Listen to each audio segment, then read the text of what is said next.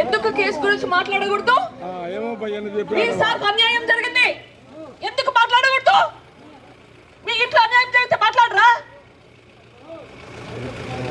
మాట జాగ్రత్త.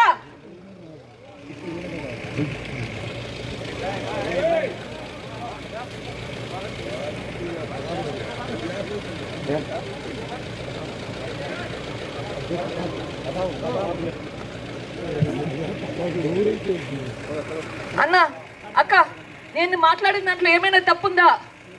లేదు లేదు. న్యాయం అడగడంలో ఏమైనా తప్పుందా?